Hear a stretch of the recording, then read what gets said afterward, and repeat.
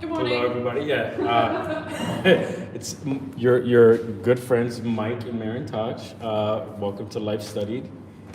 We get together once a month to talk about art and life and all the stuff in between. Thank you for joining us.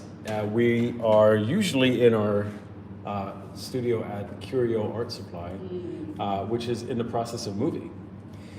So today we're in our normal classroom setting here at PCAD, Pennsylvania College of Art and Design in Lancaster, where we both work together on a figure drawing class. And also we are often supported by our folks at Blackwing, which is a pencil company, which sends us cool stuff all the time. And if you want to pick up stuff, I will put a link in the description. Mairin-Taj, how are you? I'm good. I was just thinking about the, I forget which one is the one that I'm really focusing on now, but the Blackwing pencil, I've been loving it in my sketchbook. That's Nice. And you normally draw with a carpenter pencil. Yeah. So you're switching over to regular pencil. Does that feel like you're missing anything, losing anything? I haven't left out the carpenter. I tend to use like a small range. The carpenter is like my blocking in, but then I've been doing lots of like tonal slow layering, almost like a veil painting, but with graphite. With the Blackwings, and that's Awesome. been so nice. Yeah. Yes. Definitely check them out. Yeah, if you haven't seen Mairin-Taj's work, you should check out her Patreon. I'll put a link in the description. I meant the Blackwings, but yeah. Well, but I want to put it in relation to your work itself. Oh, thank you. You post a process short every Friday. Yeah. And then a bunch of stuff throughout the month. So I'll put a link to your Patreon in the description also. And you get to see what she can do with a Blackwing or a carpenter pencil, which is amazing stuff. So this is our second show of the month. Normally we do one show a month. Last episode, the sound wasn't great. I couldn't hear you real well, which is the good part of the show. Hearing me talk is not the good part. And also, we were a little off, right? Because I think we both came into the studio. I know I can't speak for you. I came in just like any job. I just didn't want to be here. I think when I get to draw with you, that's fun time. Right. And I think having to do it in the classroom was felt like work. And I was just like, it was still fun drawing with you, but it was like, I just wasn't feeling it. Yeah. And I think we ended up with kind of a clunky show. Yeah. So we talked about, immediately after, we're like, yeah, that probably wasn't great. We tried to be loving towards the content. And we were both, I was definitely the same. We were both coming into the workday like, ugh. Yeah. You know? Yeah. So we had some stumbling blocks emotionally. I think I even said later in that class with the students, I was like, I can go, guys. Like, yes. I'm here. It was the funniest shit. Because we're in a studio, whatever, 15 kids drawing. Yeah. And, they're all tired and frustrated, and we're coming up on midterms. Right. And so they're just, complaining. Yeah. And the one person in the room working, which is you, doing physical work, is kind of like, you're listening to all them complain, kind of like, okay, you know what? No one wants to be here, including me, so why don't we shut up and work, or why don't we just all go? Yes. And it worked. It worked. They buttoned up and started working. They really did. So, but today, last week we talked about things we're loving about art, and we kind of forced it. I don't think you can force love. But I mean, what I said was genuine. Yeah, so I think we tapped into it, but it was a bit of a struggle. it was, But now we're kind of reversing it. Now we're happy to be here today, and now we're going to talk about the shit we're not loving. That's weird. That's a weird flip, but yeah, she's right. We're gonna just talk about shit. We're just For Valentine. Yes. Which that's part of it, right? Yeah. Who wants? It's a commercial holiday. We all kind of know that, and we enter into this agreement with. And it's silly. Yeah. We're all talking about people we love that we gotta buy something for, which is like a shitty way to go about it, right? Like, you should want to do something for someone you care about. So, I think this is the other side of the coin for this thing. So that's what we're gonna talk about. We're gonna talk about all the shit that's kind of getting on our nerves and bugging us. Things we don't love about. I guess we should make it specific to art. Yes. Things we don't love about art and the world, and how the two things are playing together. Yeah. So Practice or whatever. correct. The dynamic there. And if you're new to the show, we talk while I'm drawing. So that's why you have a sheet of paper here. And so yeah, if you want to get started, I'm ready when you are. And while sometimes my poses on here I feel like are a bit repetitive just because I can't really do the really dynamic poses while I'm speaking. They'll be fine. Yeah. So yeah. Mairin-Taj is famously like great and nuanced about her poses. We did the anatomy class together. You would do these poses that were super dynamic, but also specific to the body part we're talking about and things like that. Right. So you may see kind of similar poses, but honestly, it's you being harder on yourself than normal, because with most models, this is what you get anyway, right? Like a lot of the same over and over, just because they don't have your repertoire. And it's almost going easy on you too, because if you're warming up, yes, it's not like you have to. That is fair. I could use that. Crash out the gate with some really impressive shit. All right. So what are we fed up with in terms of art? Like, is there something that's bugging you in particular? Art of the practice? Well, you have all this. I want to open the floodgates. Oh no. With what you were No. Oh God. So I'm fucking. Ooh, sorry. I've already started cursing. There might be a lot of turning the air blue this episode. I'm really fed up with the pursuit of art being like an entrepreneurial thing nowadays. I had a show. I have another show that I do on my Patreon, and we talked about Keith Haring. And I don't know if you're familiar. There's a new Lego set based on Keith Haring's work. Oh. And Keith Haring at the time, he being called a sellout was still kind of an art slur, the way my friend put it, and it bugged him. But now his family's got, I shouldn't say his family, his estate is it's a product now. And I recognize, look, if I could sell something for millions, I probably would sell out. Absolutely. But I guess my point is us having to manage a business while also being artists is just, I've had it. Like, I've been doing it for a long time, and I have trouble complaining about it because I've been lucky. Yeah. But man, it sucks. Like, it just, and I know that this is part of it. Like, I shouldn't say it's a part of the life, or I must say the part of the business rather. Like early Renaissance guys had to pursue patrons, and it's always been the pursuit of money has always been a thing, right? Like, there's that Oscar Wilde quote, what bankers get together and they talk about art, artists get together and talk about money. But man, I'm just so sick of it, Yeah. I gotta post this, I gotta do that, I gotta go live, I gotta whatever, all this shit that like none of us really want to do. But I wonder if like the entrepreneurial aspect of it now, contemporary times, I guess what I want to say is I feel like I would prefer the pursuing patrons in the Renaissance era. Correct. To this version. Like the conventionality of our age's entrepreneurial twist to it. Like, you can't even say the word. It's like, Yeah. Gag. I mean, in a way, I'm happy because we're going direct to people versus a few rich folks. But man, it doesn't feel that way. It feels like instead we're going to a few techno overlords and hoping that they'll share our stuff with people. Yes. If that makes any sense. Yes. And for me, I mean, it's hard to go direct to the people when we have a society that's downplaying and discarding the education of art. Oh God, yeah. It's like disheartening. Yes. No, absolutely. And that was never good in this country. No. And we talked about this during our last show, right? My friend brought up the Basquiat movie. Basquiat was a contemporary of Keith Haring's, and I'd forgotten this. Did you ever see the Basquiat movie at all? No, Okay. I don't think so. It's good. You should check it out. Jeffrey Rush plays Basquiat, and Oh. He doesn't look like Basquiat a whole lot, but he does a great job of kind of getting that weird voice that he had, you know. Jeffrey Rush is a great actor. He's amazing. And anyway, there's a scene where like some art guy comes into the studio and he's like, "Oh man, this is great. This is wonderful. Could you use some purple?" And Basquiat's like, "Get the fuck out of my studio."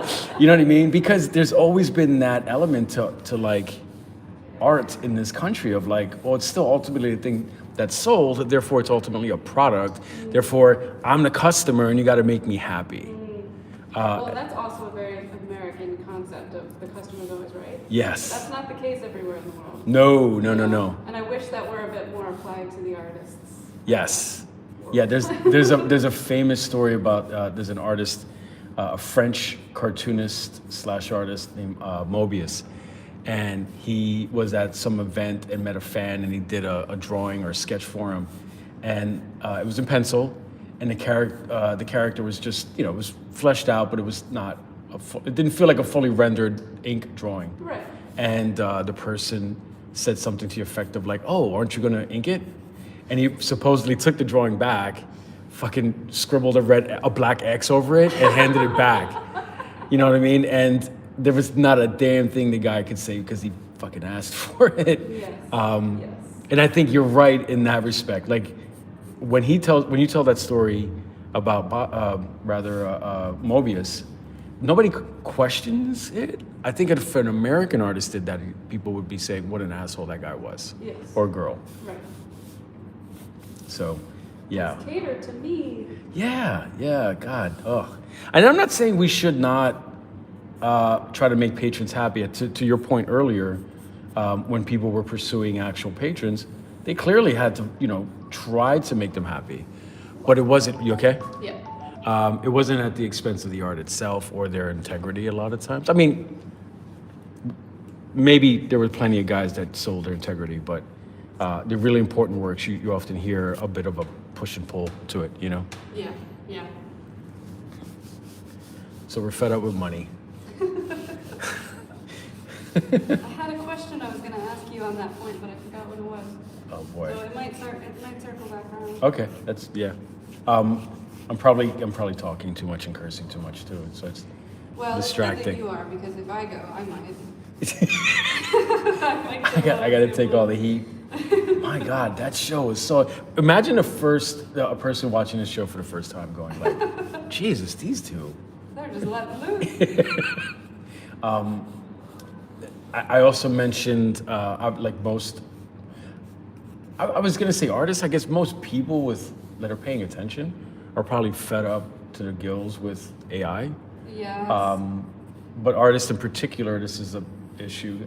I think the old, there was always that old expression like about AI. Can AI write a poem? Can AI do a painting? And so it feels like those guys worked overtime to get AI to make images. I will not say they're doing paintings because they're just regurgitating a lot of the stuff they stole from actual artists. But and never mind all the environmental issues attached and wanting to put various super polluting sensors in places where poor people live and ruining their health and all this stuff. But I'm also just like, as an artist, I was thinking about, and I mentioned a bit of it before the show, I was thinking about AI taking the place of like human interaction. And one of the things that makes art, I almost want to say special, but that feels so silly to say it that way. But what makes, maybe profound. You're so smart. See, thank you. Is like you read a book from 100 years ago, 200 years ago. You read the Odyssey. These people are still worrying about all the same shit you're worried about now. Yeah. And there's a certain level of like human experience that just is universal. Yeah. And then you hear about these guys like, they're not writing, so they're not thinking about their own thoughts. They're not putting them into any kind of form. They're not drawing. Even if it's badly, it still informs your experience. And all this stuff is being replaced by this fucking hollow-ass AI stuff And I worry about how people experience art in a generation or two, right? Like, does it even mean anything to them? When it just feels like a thing that you get an image when you type in some stupid prompt. Yeah, well, I mean, how long can humanity go before it realizes, being catered to too much? God, yes. Doesn't do anything for gratification, intimacy, connection, profound. Yeah. I mean, I mentioned that on the drive-in, our local NPR station was talking about, to me, sort of the lowest form of this stuff, which is sex AI being integrated into sex, where and it just feels like the most direct, easy way to sell people on it, and also have them not experience any, to your point, any intimacy whatsoever, and you never get the feedback loop that you need from working or being around people, right? Like, I just plug in what I like with the stupid AI, and then it tells me exactly what I want to hear, because they're all, these digital sycophants, and you never learn how to just talk to a person. It just drives me nuts. And I don't want to sound like an old guy going, "Oh, back in my day, this and this happened," but I do it. There's almost a sense of pity. These poor kids can't do anything without a camera being in their face. They can't make any mistakes, and now they don't have to, because there's a digital version of a person, doing, or rather saying to them everything they want to hear. And so, going back to art, I worry about how does that carry over to. You can't look at art and not bring your own experiences to it, and if you don't have any, man, what happens to art? And if you can't look at art without being catered to by it, oh God, you're not able to meet challenges of it. And isn't anything creative, born of courageously facing the mess of life? As artists, we have to courageously, kind of face the mess of life and reinterpret it and express from our experience. And so if art made in that way cannot be, to use a terrible term, consumed by an audience because they don't know how to, I guess, eat their intellectual vegetables. That is perfect. I'm going to write that down. Eat your... I'm sorry.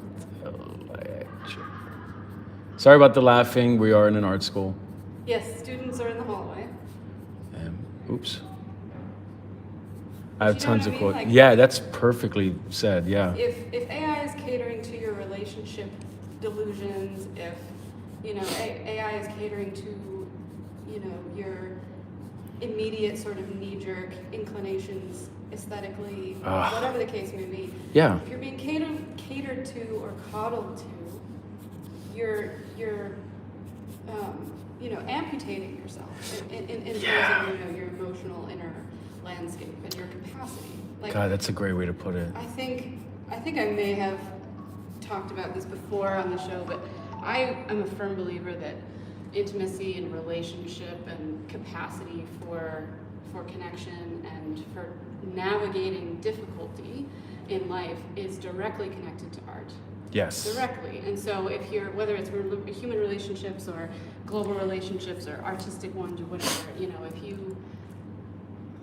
if that is being handed to you and spoon-fed to you, then you don't have the capacity to deal with the challenges inherent in relationships. Yeah, because you also feel more alone, right? Like if it's isolating. You read the Odyssey, and they're still upset about all the things that you're upset about today, and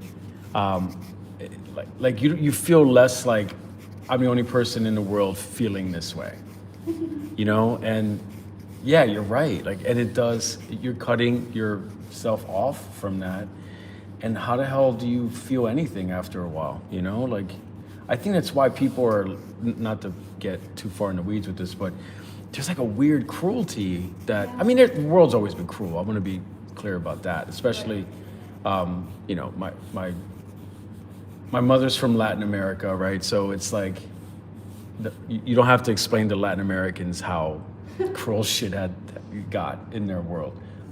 So it's not, I'm not saying it's more cruel, I guess, but it seems like there's a weird level of being okay with it, as if the cruelty is the point of everything, you know? Sensitized. Yeah, and it's just a little terrifying. And so I wrote a column recently about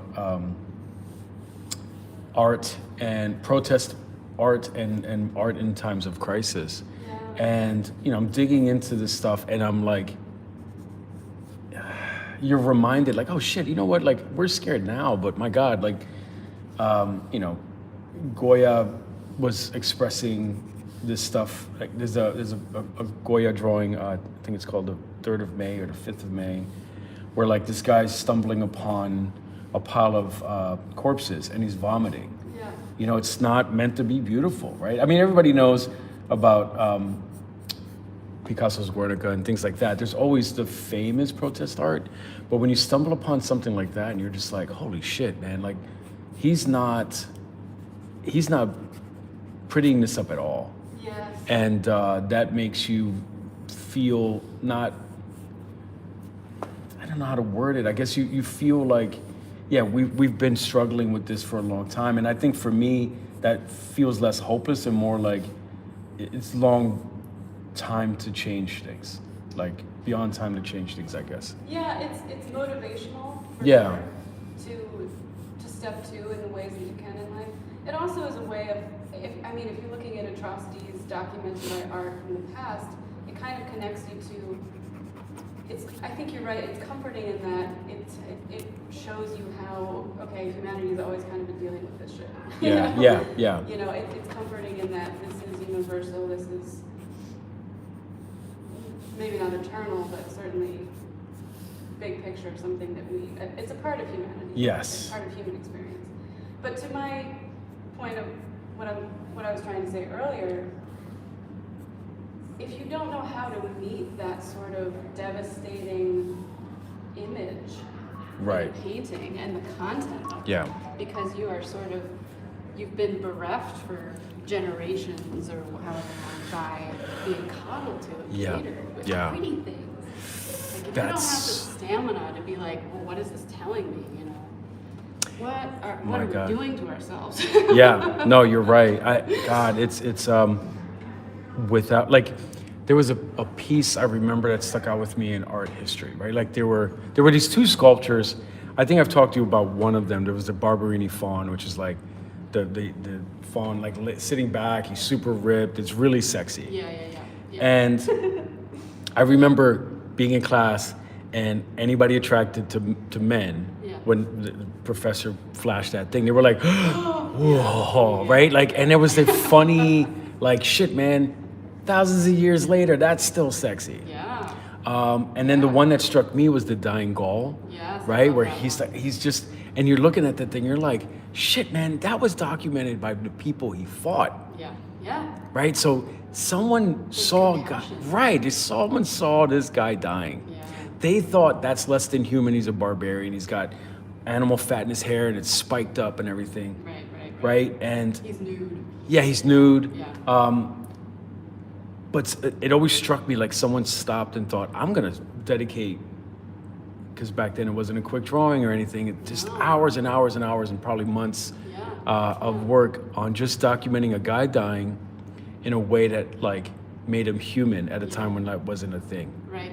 It's just like, Humanity of yeah, and we don't, Christ, nowadays I worry that we're so far removed from feeling anything with that stuff that they just look at him and go, oh, it's cool, he's got spiky hair. Right. You know what I mean? Oh, it's a naked dude. Yeah. Yeah. I agree very much. Yeah. Oh man. All right. But there's that universality, like that sexy fawn. Or Yeah, like yeah. There's a humanity there that we can all connect to. I love that. Primal. Yes. Now, I think nowadays, There's no fucking way that AI is going to tap into the soul and the primal element of humanity. yeah. Not without like, I think it will do a copied version of it, a mimic of it, right? A like puppet show version of what that is. and it's just, so that I'm fed up. That's one of the many things I'm not loving at the moment about art. Oh wait, you're posing, aren't you? I am. I did it again. I think that's it. Like the AI is regurgitating. Correct.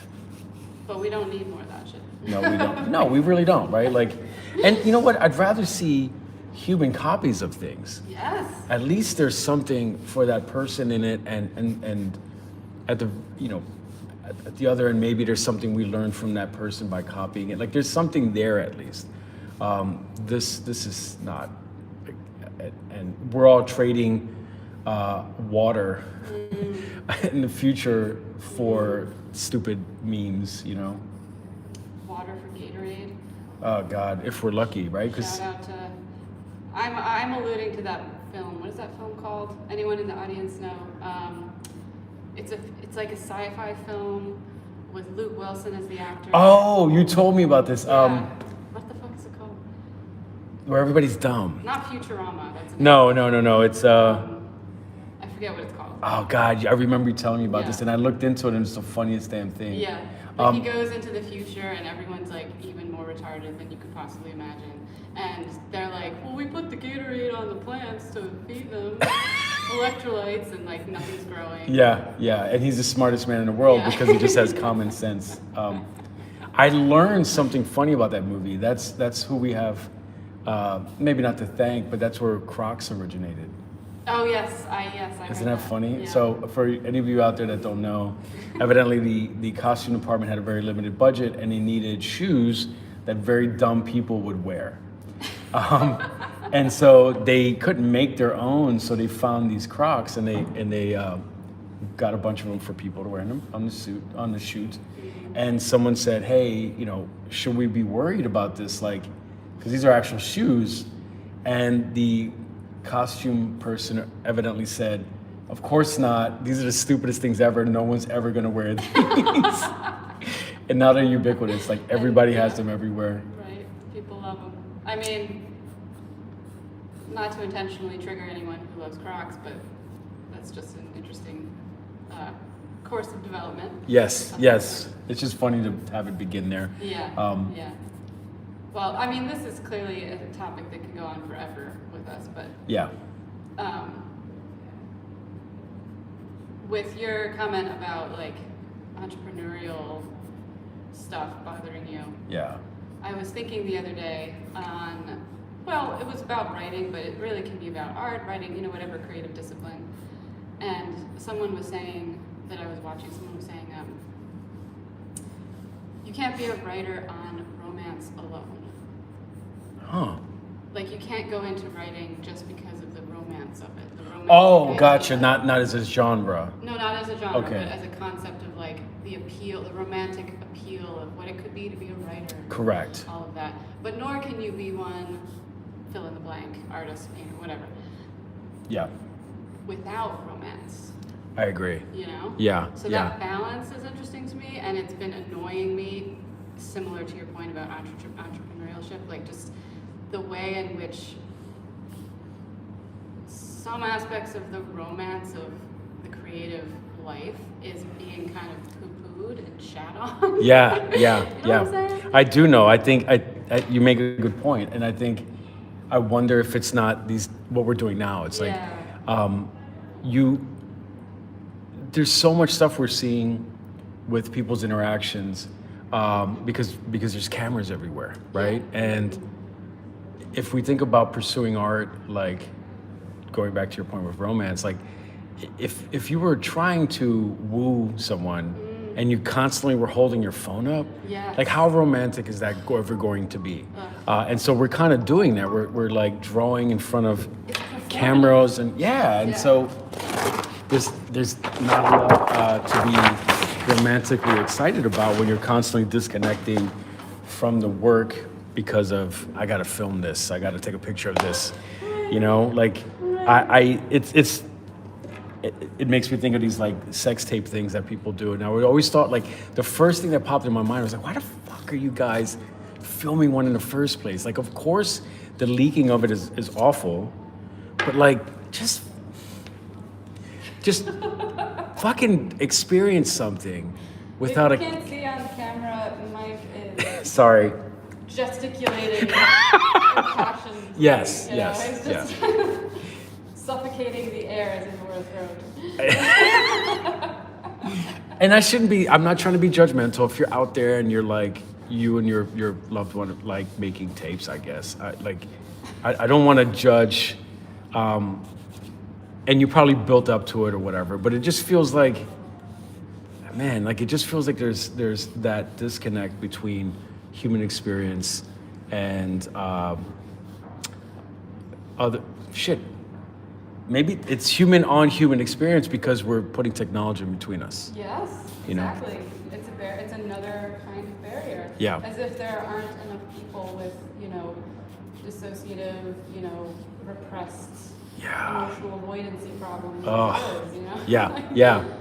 I mean, we there's a lot of talk about the male loneliness epidemic. And now you're like adding all this other shit to it. Now, I made a face because there's a part of me that's like, yeah, they're probably not lonely enough. They're being fucking terrible, right? I have 2 daughters, and I'm just like, no shit, dude. Like, of course, no one wants to spend time with you. You're showing the worst of yourself. But if Habitually. yes, habitually. But if this is a learned skill, these guys ain't learning it, and I can't help but blame technology, and I think that's also carrying over to the art world. Just to, Oh yeah. We don't need more barriers. We need to Yes. knock them down. Amen. And I feel actually maybe for me as an art model as well as an artist, being more kind of literally embodied. Yes. Yeah. You are the art often. We need to be more embodied in our creativity, That's a great point. less in our heads. As much as I am a total intellectual and Yeah, love yeah. ambition, Yeah. we need to get more in our grounded, in our breath, in our sensory experience of art. God, yeah. Yeah, it's, oh man. This probably feels like more than one show, like a subject for more than one show. Oh yeah. We could. I mean, this is the subject of the artist's life. Entirely. Yeah, because my to get more granular, like going to museums, I think is still a thing, but I think it is like my kids love going, and they'll go with their friends. My daughter, That's great. yeah, it's fantastic. My daughter Maria this is her life. She loves writing. She loves the slow process of stuff. Excellent. Loves going to museums, but she's always lamenting. And Sophia too, my oldest daughter. They'll go to museums with friends, and they're frustrated because these knuckleheads are like rushing through it. Yeah. They're sort of checking off boxes, like looked at that. All right, Yeah. let's go see what's in the gift shop. Yep. And Okay, let's get out of here. yeah. And so my kids are like, we don't ever really get to experience this stuff because they're in such a hurry, and you can't just ditch your friends or whatever. Yeah. Well, that's why I stopped going to museums. Yeah, I think that's the key. Yeah. I only will go with maybe my mother or my partner, but Right. that's right. it. Like, And I need he's to digest. not an artist, just to be clear, but he He's gets not. it. No. Right. Well, he's trying to get it, because yeah. he's with someone who's an artist. So Right. he's, Right. Put himself to the hazard over the years. Yeah. Okay, wait a minute. If I want to be with this person forever, I gotta better. Yeah. really see, take a second look, and a third, and a fourth. Yeah. And that's part of the practice too, is like just being present with it more. Yeah. It's And longer. it's a good experience, Oh, even yeah. if you're not an artist. Like, Right.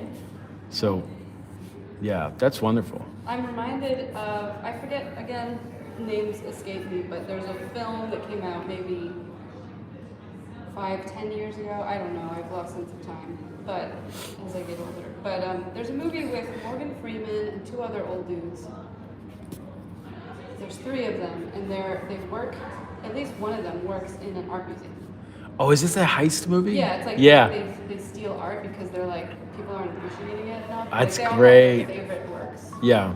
And I love it because the movie shows these guys just 12, 18. Oh, okay. We're good. The movie shows these guys just like just sitting for hours, day after day, just absorbing this work. Yeah. And Yeah. getting a perspective on it. Yeah, and we're not asking anyone to like quit their job and look at museums Or steal art. But there is something magical about it. Like I remember when I lived in Philly and going to the Rodin Museum, like minimum once a week. Yeah. And drawing, because back then you could move. They would. Well, I don't know if everybody could, but they would allow me to move the chairs around and draw from the sculptures. Oh, I love that. Oh, it was great. And I noticed the last time I went, they had sketchbooks there that you could like sketch in and leave there. Oh, that's So cute. I'm not gonna take credit for it, but I will say that wasn't a thing before I was doing it. Yeah, right.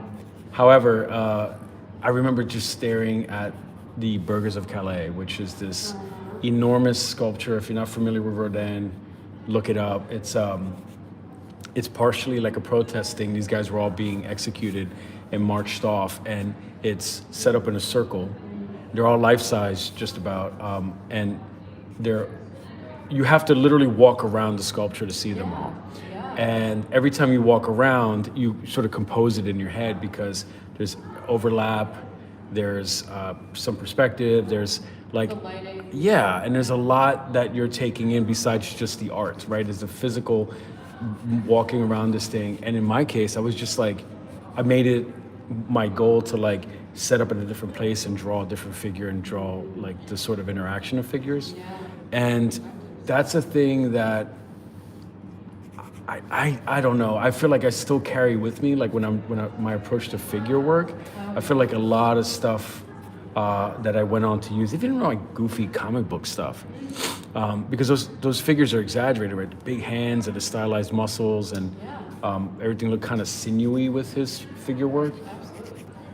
And I don't think I would have gotten that had I not given myself the time to just sit there and stare at these pieces. Right. You know? Talk about embodied, like you're physically interacting with work. Yeah, it was amazing. That was probably like,